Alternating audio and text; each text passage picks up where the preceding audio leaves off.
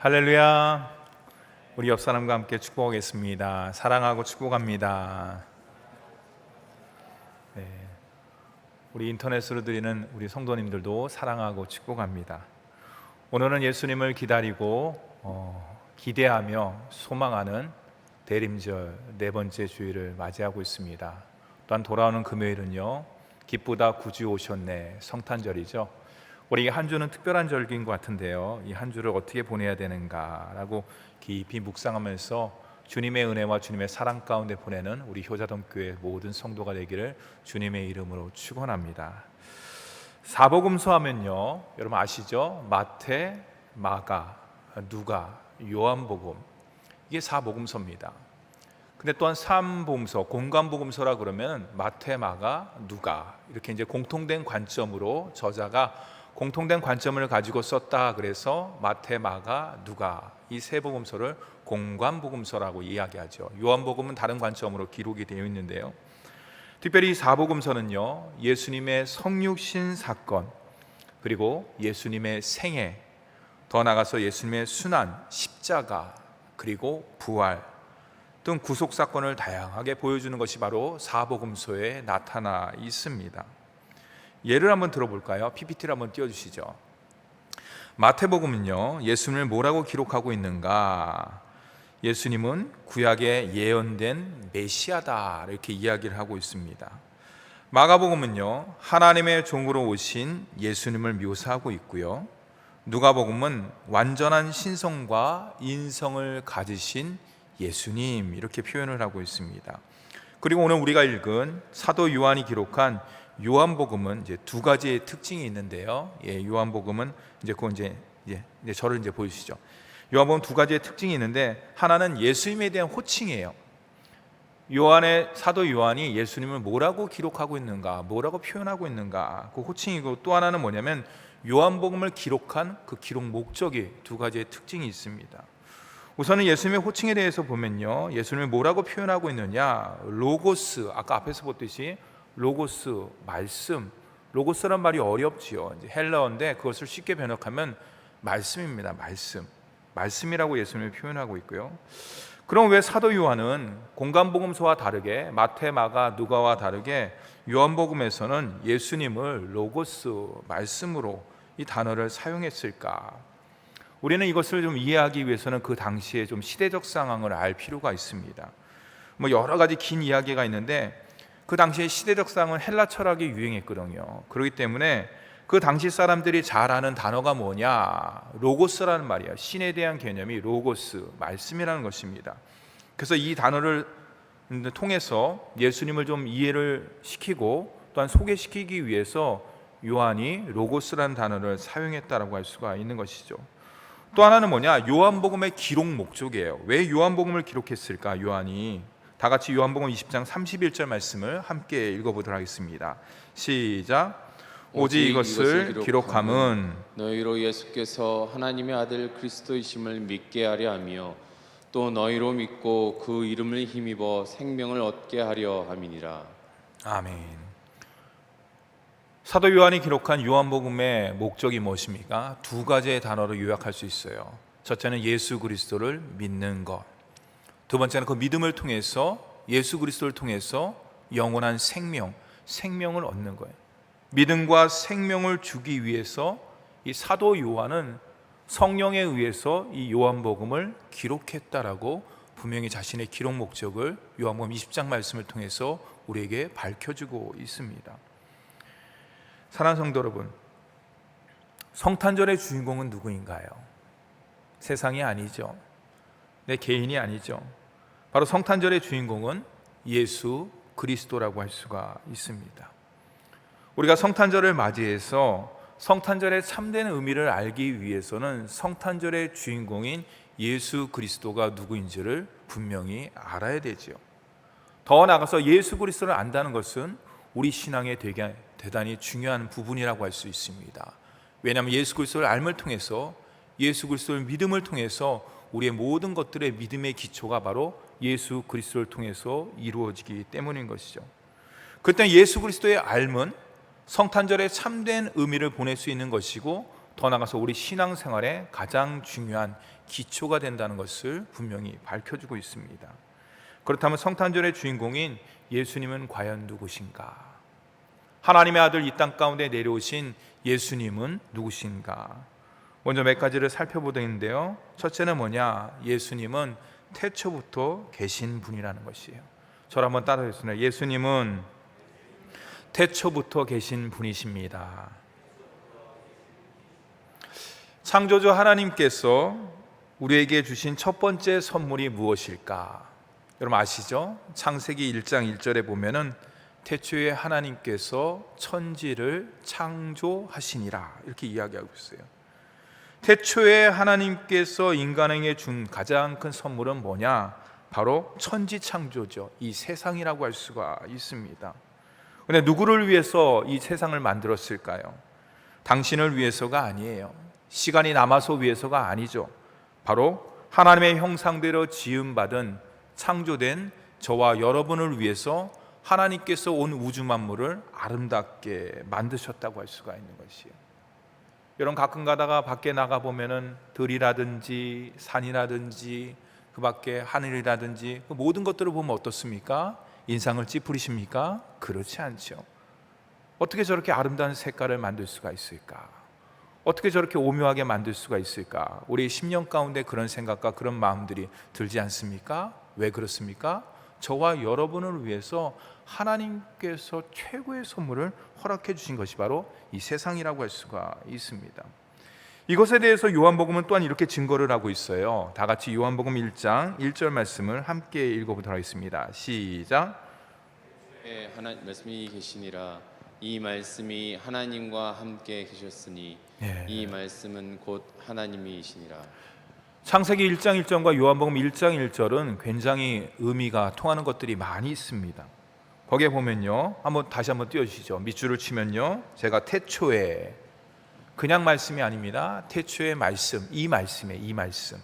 그 다음에 함께 계셨다. 이 네 가지의 동사에 제가 네 가지의 밑줄을 쳤는데요. 이게 무슨 말인가? 첫째로 태초에라는 표현은 창세기 1장 1절을 아까 연상시킨다고 이야기를 하지 않았습니까? 이 태초라는 말은 시간과 공간의 시작점이라고 할 수가 있지요. 이것을 다른 말로 바꾸면 무엇으로 바꿀 수가 있을까요? 처음, 시작, 그 다음에 근원, 근본 이런 것과 같은 뜻이라고 할 수가 있습니다. 둘째로 이 말씀은 앞에서 말씀드렸듯이 하나님의 아들이신 로고스, 말씀이신 예수님을 가리키는 것이에요. 이 로고스 말씀이라는 것은 요한복음에 사용되는 예수님의 독특한 표현이라고 앞에서 말씀드렸죠. 이는 사도 요한 당시에 예수님의 신성을 부인하는 이단들이 있었어요. 그래서 그것에 대해서 대응하기 위해서 그리스도인들의 가르침을 위해서 로고스, 예수 그리스도란 말을 사용한 것입니다. 셋째로 함께라는 단어에 제가 밑줄을 쳤는데요. 이 말은 뭐냐? 말씀 로고스신 예수님은 그냥 신약시대의 예수님이 아니라는 것이에요. 뭡니까? 성부 하나님과 구별되지만은 구별이 됩니다. 성부 하나님, 성자 예수님, 성령 하나님과 구별되지만 동일한 위격과 동일한 본질을 가지고 있다. 이게 조직신학적인 내용이라 좀 어려울 수가 있는 것이에요. 쉽게 말해서 창조 사역을 성부 하나님, 성령 하나님만 한 것이 아니라 삼위일체 되시는 성부, 성자, 성령께서 모든 것들을 함께 창조하시고 함께 사역했다는 것이에요. 그렇기 때문에 말씀으로 세상을 만들지 않았습니까? 그러니까 예수님 자체가 로고스이기 때문에 예수님 또한도 창조주 하나님이 되신다는 것을 이 말씀 가운데 표현하고 있는 것이에요.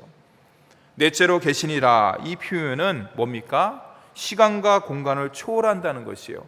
어느 시점에 계신 것이 아니라 어느 시점에 나타난 것이 아니라 시간과 만물이 있기 전 영원 전서부터 예수님께서 선재하셨다. 이 말도 어려워요. 그렇죠? 선재하셨다. 먼저 계셨다는 것이에요. 세상이 있기 전서부터 영원 전서부터 성부 하나님, 성자 예수님, 성령 하나님께서 선재하신 분이시다라는 것이에요. 왜 이렇게 어려운 말을 쓰는 것인가? 아까 앞에서 얘기했듯이 성탄절의 주인공인 예수님은요, 우리와 같은 모양을 가지고 계셨습니다. 그리고 2000년 전, 그렇죠? 약 2000년 전에, 지금 2020년이니까 2020년 전에 이 땅 가운데 내려오셨습니다. 그러나 그분은 우리와 같이 몸을 가지시고 배고프면 음식도 드시고 주무시기도 하시고 사복음서에 다 나와 있지 않습니까? 때로는 슬픔을 당하면 눈물도 흘리시고 또 어떨 때는 호통도 치시고 또 감탄도 하시고 우리의 모든 오감이라고 할까요? 그 모든 것들을 다 가지신 분이 예수님입니다. 그러나 그분은 누구십니까? 하나님의 아들로서 영원전서부터 성부, 성령과 함께 계셨던 삼위일체의 주님이시라는 것이에요. 그 창조주신 예수님을 우리는 어떻습니까? 예수를 믿음으로 말미암아서 우리의 심령 가운데 모시고 있어요. 우리 가정 가운데도, 우리의 삶 가운데도 함께 모신다는 것이에요. 여러분, 이것은요, 하나님께서 저와 여러분에게 주신 가장 큰 선물 중에 선물이라고 할 수가 있습니다. 앞에서 이야기했듯이 하나님께서 온 우주 만물에게 선물을 주신 것이 있죠. 그게 뭡니까? 모든 피조물에게 이 세상을 허락해 주셨어요. 그러나 하나님의 선택받은, 하나님의 은혜 받은 특별한 자녀에게 선물을 주셨는데 그것은 뭐냐? 하나님의 아들을 모실 수 있는 믿음, 마음, 가정, 삶, 생업, 모든 것들을 허락해 주셨다는 것이요. 이 2020년 성탄절을 맞이하면서 우리가 어떻게 맞이해야 되느냐? 목사님, 코로나 시대로 인해서 성탄절이 성탄절 같지 않습니다. 여러분, 그것은 죄송하지만 감정에 치우치는 것이에요. 예수님께서 이 땅에 오심으로 말미암아서 낮고 낮은 자리에 임하심으로 말미암아서 우리를 위해서 오신 그 예수님, 그것은 감정을 초월합니다. 환경을 초월합니다. 물질을 초월합니다. 내 삶의 모든 것들을 초월하는 것이 바로 임마누엘의 주님이시라는 것을 꼭 기억하고 성탄절 앞으로 얼마 남지 않았는데 기쁨과 감사함으로 맞이하는 우리 효자동교회 모든 성도가 되기를 주님의 이름으로 축원합니다. 둘째로, 예수님은 누구인가요? 우리와 함께 하시는 그 예수님은 누구입니까? 저를 한번 따라서겠습니다. 생명과 빛으로 오신 분이십니다. 생명과 빛으로 오신 분이십니다. 앞에서 얘기했듯이 말씀 로고스이신 예수님께서는 생명과 빛으로 이 세상 가운데 오셨어요. 다 같이 4절과 5절 말씀을 함께 읽도록 하겠습니다. 시작. 그 안에 생명이 있었으니 이 생명은 사람들의 빛이라. 빛이 어둠에 비치되 어둠이 깨닫지 못하더라. 요한 사도가 자주 사용하는 단어가 로고스, 말씀이라는 단어와 함께 오늘 말씀 가운데 방금 얘기했듯이 생명이라는 단어예요. 여러분, 이 생명이라는 단어를 다른 말로 바꾸면 뭐로 바꿀 수가 있을까요? 예수님, 당신, 자신. 예수님이 생명이니까, 빛이니까. 그렇죠? 또 뭡니까? 예수님의 말씀, 복음. 그렇죠? 복음이 생명이에요, 빛이에요. 또 뭡니까? 예수님이 오신 목적인 구원, 영원한 생명이요. 그러니까 이 생명을 다른 말로 이야기하면 예수 그리스도, 복음, 영원한 생명으로 바꿀 수가 있습니다.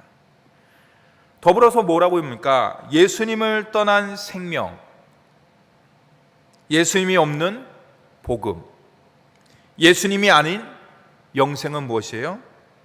의미가 없다는 것이에요. 불가능하다는 것이에요. 가치가 없다는 것이에요. 사랑하는 성도 여러분, 우리가 대림절 넷째 주일을 맞이하고 있지만은, 성탄절을 앞으로 두고 있지만은 우리가 깊이 생각해야 될 것이 이 세 가지예요. 예수님이 없는 생명이 가능한 것인가? 예수님이 없는 복음이 가능한 것인가? 예수님이 아닌 영생이 가능한 것인가? 무슨 말인가요? 즉, 생명과 복음과 영생은 예수님을 뗄래야 뗄 수가 없다는 것입니다. 그렇다면 저와 여러분이 대림절을 맞이하고 조금 있으면 성탄절을 맞이하고 있는데 내 심령 가운데, 내 가정 가운데, 내 삶 가운데 주님과 나와의 관계는 어떤가? 정말로 성탄절을 기쁨과 감사로 맞이하는 것처럼 정말로 주님과 가까워지는 관계 가운데 있는가? 아니면 코로나나 기타 여러 가지 상황 가운데 있어갖고 감정이 뒤숭숭하고 조금 마음도 좀 거시기 하고, 저도 이제 와갖고 이제 거시기란 말 씁니다. 마음도 거시기 해갖고 어쩌면은 예수님을 등지고, 어쩌면 예수님이 없는 성탄절, 어쩌면 예수님이 아닌 대림절을 우리는 맞이하고 있지 않은가. 그래서 예수님께서 요한복음 14장의 말씀을 통해서 우리에게 이렇게 선포했습니다. 다 같이 요한복음 14장 6절 말씀을 함께 큰 소리로 한번 읽어볼까요? 예수께서 이르시되 내가 곧 길이요 진리요 생명이니 나로 말미암지 않고는 아버지께로 올 자가 없다. 무슨 말이에요? 예수님을 떠난 생명, 예수님이 없는 복음, 예수님이 아닌 영생은 상상조차 할 수 없다는 것이 무슨 말입니까? 이 세상이 그렇다는 것이에요. 왜 석가 공자 마음에 트는 안 되고 예수님만 길이라고 진리요 생명이라고 이야기하십니까? 세상은 성토를 합니다. 종교 다변주의에 의해서 세상 종교는 하나라고 하고 모든 것들은 같은 산의 높이 정상으로 올라가는 것은 다 같다 그러는데, 꼭지점은 하나라 그러는데, 길은 A, B, C, D 코스가 있는데 왜 예수님만 길이요 진리요 생명이라고 믿으라고 하는 겁니까? 그 결과 세상의 많은 사람들을 기독교를 편협하다, 고집스럽다, 독선적인 종교다라고 비판을 하곤 합니다. 여러분, 왜 예수님만이 생명이고 예수님만이 복음이고 예수님만이 진리가 될까요? 예수님 안에 오직 참 생명이 있기 때문이에요. 예수님 안에 사그러지지 않는 진리의 빛, 참빛이 있기 때문에 성경은, 요한복음은 예수 가리켜서 길이요 진리요 생명이라고 이야기하는 것이에요. 여러분, 이 말은 무슨 말인가? 예수님이 생명이고 빛이라는 말은 온 우주 만물의 생명과 빛의 공급자라는 것이에요. 누가? 하나님의 아들 예수님께서. 빛이 없으면 어떻습니까? 어떻게 될까요? 온 피조물은 죽을 수밖에 없는 거예요. 모든 생명의 근원이 바로 예수 그리스도로부터 시작되는 것이에요. 생명의 빛, 진리의 빛, 사랑의 빛이 이 세상의 그 어떤 것에 담겨져 있는 것이 아니라 오직 이 땅에 내려오신, 낮고 천한 이 자리에 임하신 그 주님이 바로 그 주님 안에 생명의 빛이 있고 진리의 빛이 있고 사랑의 빛이 담겨져 있다고 할 수가 있습니다. 그러나 너무나 안타까운 것은요, 세상의 많은 사람들은 그 빛을 어떻게 할까요? 알지 못해요. 여러분, 가끔가다 밖에 나가 보셨습니까? 밖에 나가 보시면은 네온사인, 네온사인이라고 요즘에 얘기 안 하죠. 간판이라고 이야기하는데요. 어떻습니까? 휘황찬란하죠. 그렇죠? 근데 그 빛은 어떻습니까? 전기가 툭 끊어지면 어떻습니까? 아니면 선이 하나 나간다니 그럼 어떻게 돼요? 빛이 안 들어와요. 빛이 들어올 수가 없는 거예요. 밝힐 수가 없는 것이에요. 세상 가운데 많은 빛들이 참빛이라고 이야기하고 있지만은 코로나로 인해서, 경제로 인해서, 정치로 인해서, 여러 가지 상황으로 인해서 그 모든 것들이 단절되거나 끊어진다 그러면은 그것은 무엇이냐?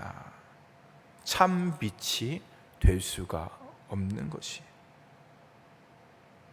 세상의 많은 사람들은 헛된 빛, 그릇된 빛 가운데 나아가고 있어요.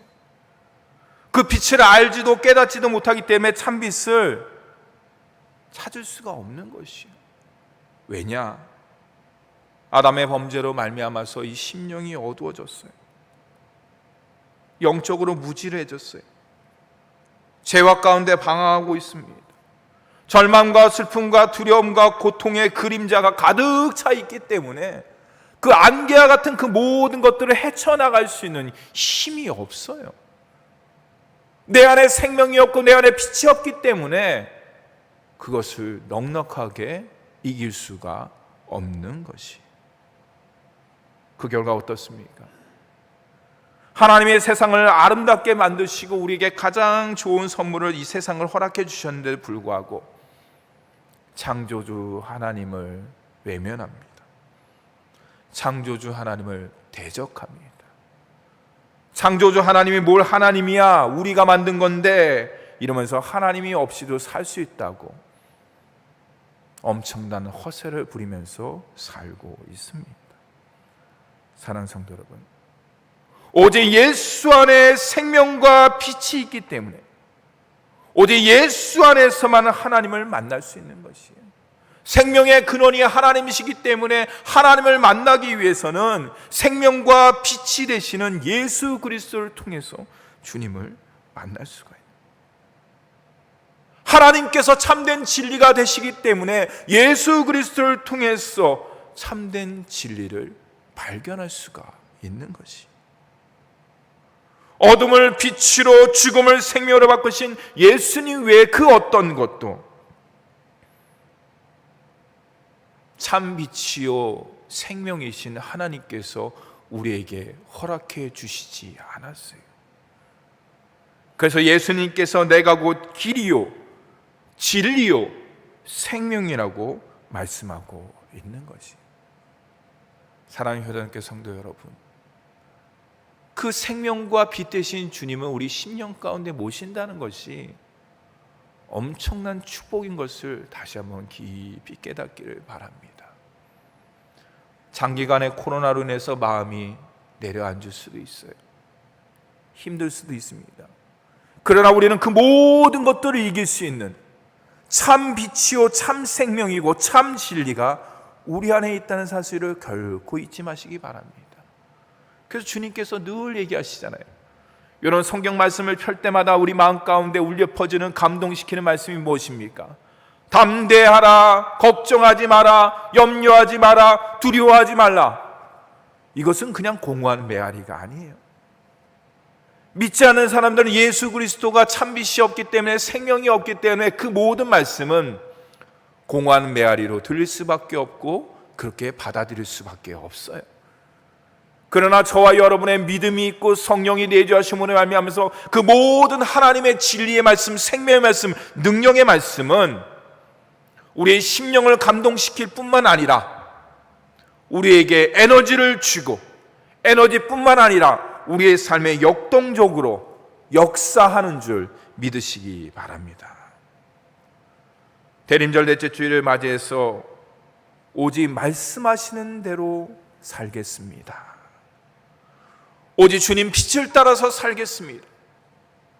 어둠 가운데 나가지 않겠습니다. 진리만을 추구하겠습니다.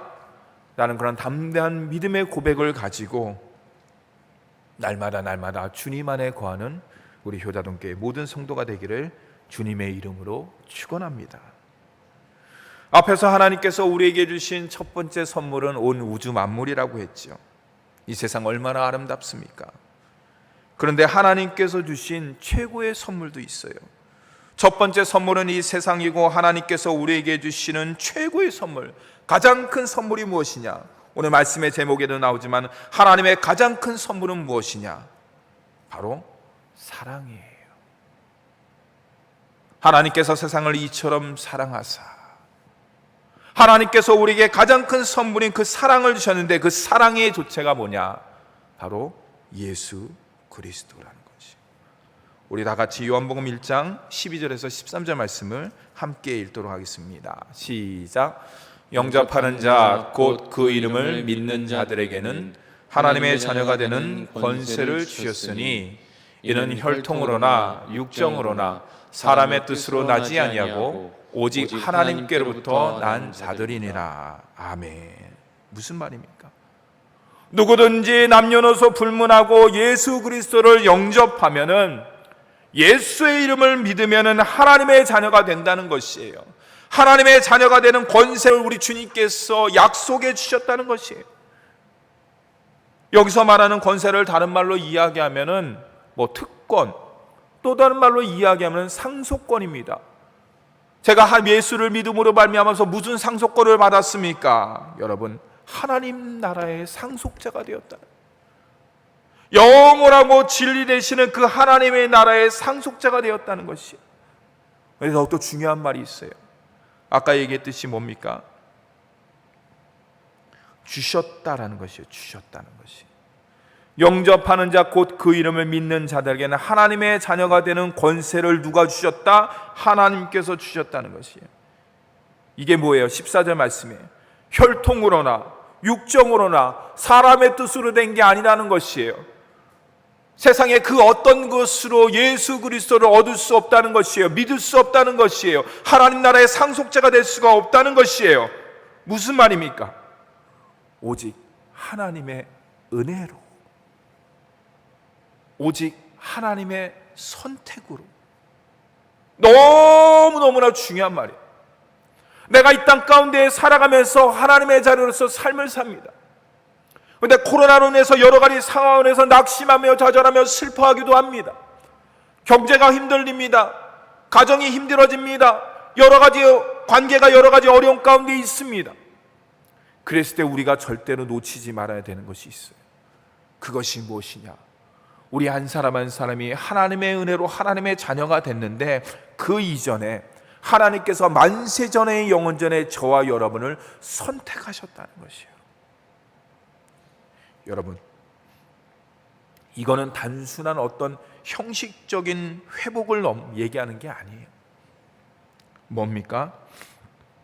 하나님과의 모든 관계의 회복, 사람과 사람과의 모든 회복, 그 모든 것들이 함축되어 있는 말이 바로 선택이라는 말에 담겨져 있는 것이에요.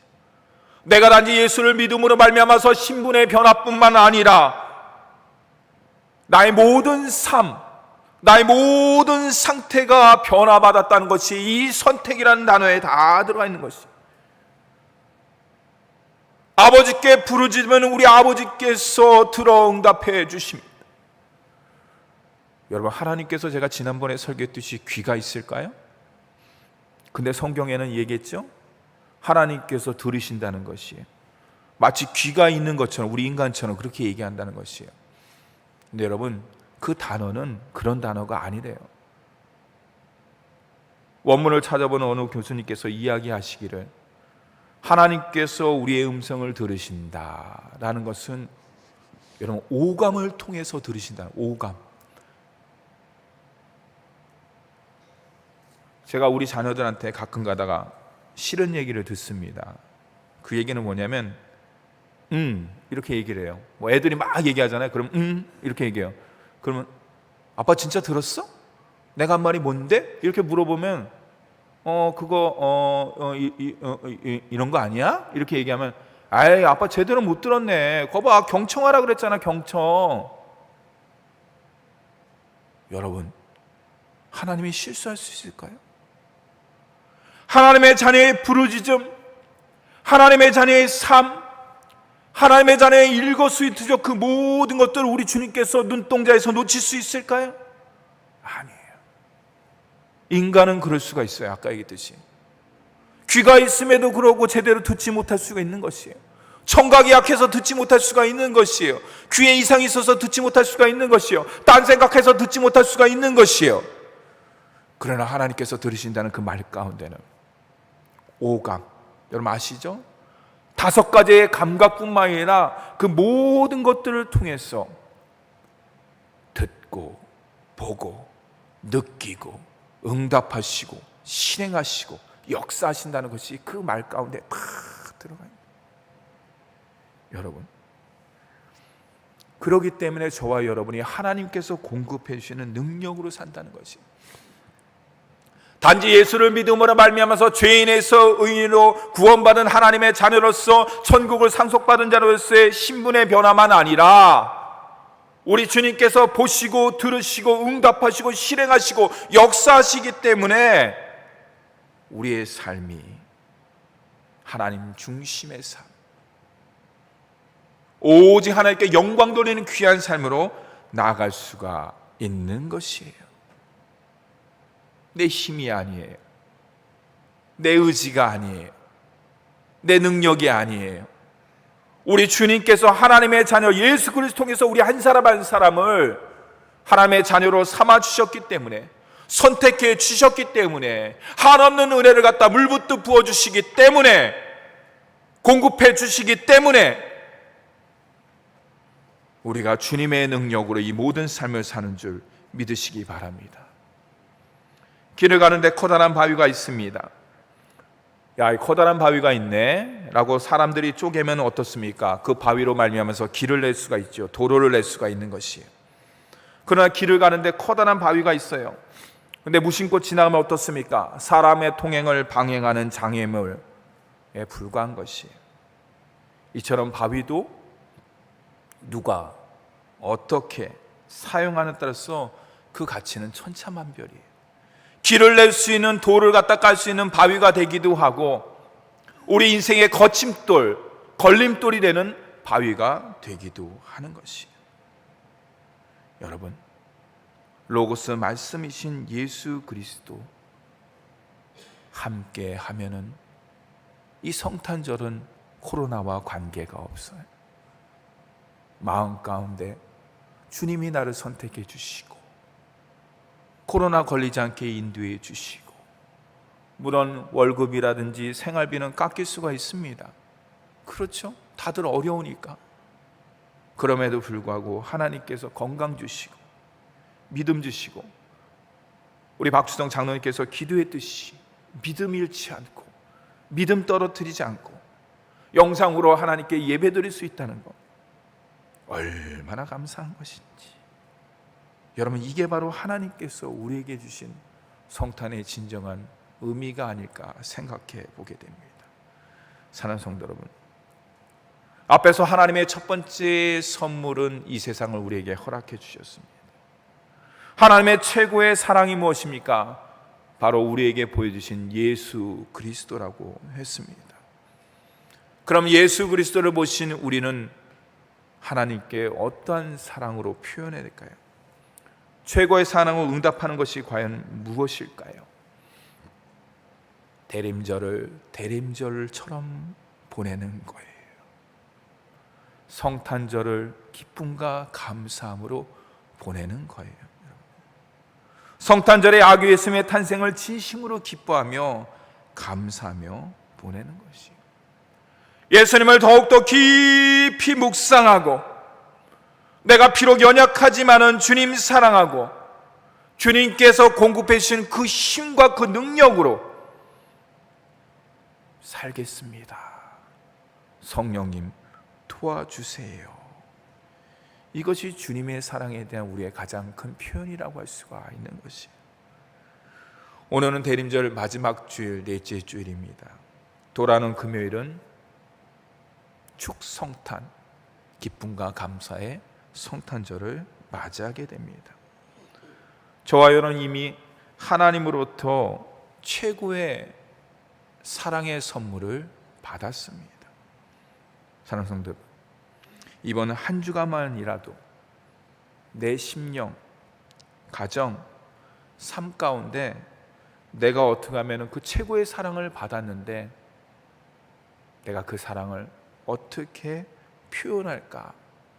가족들에게, 지인들에게, 이웃들에게 그 어떻게 하면 그 사랑을 표현할 수가 있는가? 그것은 입술로 될 수도 있고 행동으로도 될 수가 있고 마음으로 될 수도 있고 여러 가지 다양한 방법으로 표현이 될 수가 있는 것이에요. 우리 성령께서 역사하시기 때문에 여러분의 10년 가운데 오늘 말씀을 들은 설교를 들은 여러분들에게 하나님께서 각자의 마음 가운데 그 한 가지의 씨앗을 심어준 줄 저는 믿습니다. 여러분, 최고의 사랑의 표현을 무엇으로 할 수 있을까? 그 사랑의 씨앗을 받은 우리가 이 한 주간 동안 그것을 실천하고 전하며 드러내는 우리 효자동교회 모든 성도가 되기를 주님의 이름으로 축원합니다. 기도하겠습니다.